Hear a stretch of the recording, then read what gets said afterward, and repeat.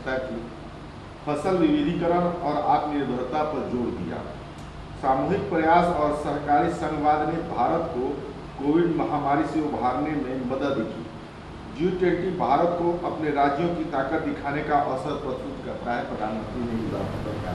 देखिए, नीति आयोग की बैठक में आदरणीय प्रधानमंत्री जी ने जो संदेश दिए हैं वो धरातल पर नहीं दिखता है।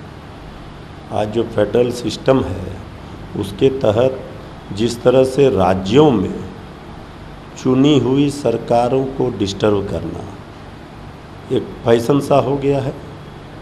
बीजेपी जो कर रही है और सरकारों को जिस तरह राज्यों में डिस्टर्ब किया जाता है, उनको वाजिब हक नहीं मिलता। बिहार इसका एक उदाहरण है बड़ा। बिहार को विशेष राज्य का दर्जा नहीं मिलना क्या बता रहा है? तो राज्यों को उसका उचित अधिकार में जो कटौती केंद्र सरकार कर रही है, आदरणीय प्रधानमंत्री जी जितनी बातों को कह रहे हैं राज्यों के लिए, उतना राज्यों को लाभ नहीं मिलता है। इसलिए राज्य सरकारें भी दुखी हैं। बिहार के सीएम नीतीश कुमार पटना में कई कार्यक्रमों को संबोधित किया, लेकिन नीति आयोग की बैठक में शामिल नहीं हुए। नीतीश ने नीति सत्र को छोड़ दिया। 3 सप्ताह में ऐसी चौथी केंद्रीय बैठक में है जिसमें नीतीश कुमार ने हिस्सा नहीं लिया। नहीं, लगातार आदरणीय नीतीश कुमार जी बीजेपी के कार्यक्रमों से दूरी बना रहे हैं। बहुत लोग बहुत तरह के कयास लगा रहे हैं। अब राष्ट्रपति जी के भी विदाई समारोह में नहीं गए और ओथ सेरेमनी में भी नहीं गए, शपथ ग्रहण समारोह में, फिर नीति आयोग की बैठकों में नहीं गए।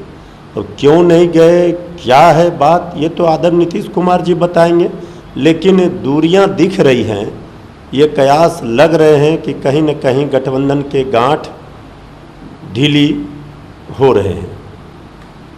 जदयू के ललन सिंह द्वारा आरसीपी पर पलटवार किया गया। उन्होंने कहा कि पार्टी को बर्बाद करने के लिए तैयार किया जा रहा है एक और चिराग मॉडल।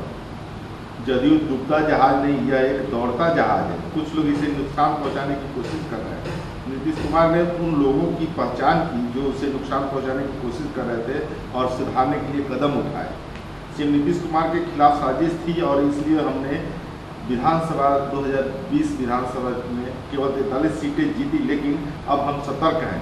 2020 के चुनाव में एक मॉडल चिराग पासवान के नाम से सामने आया, जबकि दूसरा वर्तमान में बनाया जा रहा है। देखिए, कहीं न कहीं जेडीयू को आभास हुआ होगा जब जेडीयू के राष्ट्रीय अध्यक्ष आदरणीय ललन सिंह जी कह रहे हैं इसका साक्ष्य देंगे, प्रमाण देंगे, तो ये तो दिख ही रहा है कि बीजेपी सब जगह जो भी पुराने सहयोगी थे सबको समाप्त करने का प्रयास इन्होंने किया।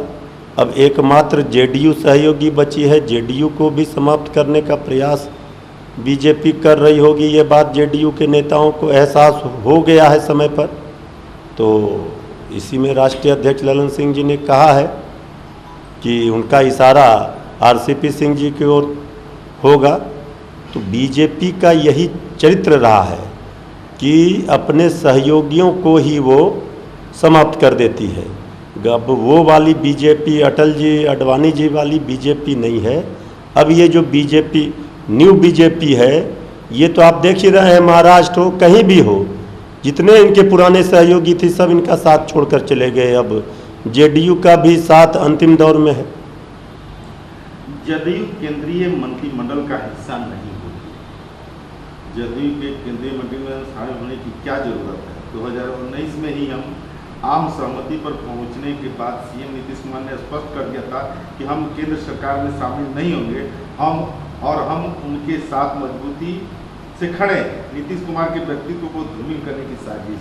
अब ये जेडीयू का आंतरिक फैसला है। आदरणीय नीतीश कुमार जी ने 2019 में ही मना कर दिया था कि हमको उचित भागीदारी नहीं मिल रही है, इसलिए एक हम सांकेतिक रूप से बीजेपी दे रही थी एक मंत्रिमंडल में शामिल होने के लिए, लेकिन उन्होंने इसे नकार दिया था और कहा था कि कभी जेडीयू मंत्रिमंडल का हिस्सा केंद्र का नहीं बनेगी। लेकिन आरसीपी सिंह जी बाद में बने तो ये भी चर्चाएं हुई कि उन्होंने अपने मन से फैसला ले लिया, खुद ही गए थे अगुआ बनकर दुल्हा बन बैठे। तो जेडीयू ने स्पष्ट संदेश दे दिया है कि केंद्रीय मंत्रिमंडल में वो शामिल नहीं होगी। ये जेडीयू का फैसला है। अधीर रंजन चौधरी ने ट्वीट करके कहा है कि नरेंद्र मोदी जी जब आप भारत के लोगों को तिरंगा यात्रा के मूल्यों का प्रचार कर रहे हैं तो आपके वैचारिक माता पिता आरएसएस आपकी बात पर ध्यान नहीं देती है, क्योंकि उन्होंने 52 वर्षों तक अपने गर्भगृह नागपुर में कभी तिरंगा नहीं फहराया। ये तो बिल्कुल सही बात सब लोग जानते हैं। 2000 पहले के तक तो नागपुर में कभी आरएसएस में तिरंगा नहीं फहराया गया। वो तिरंगा का दर्द क्या जानेंगे।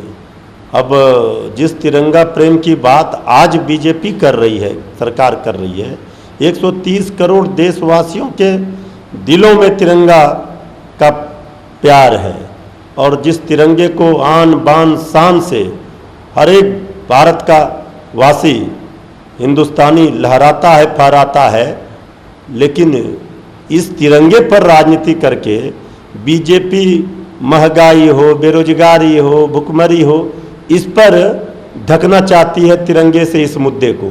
ये संभव नहीं है। ये तिरंगा बीजेपी का नहीं है बल्कि 130 करोड़ हिंदुस्तानियों का है।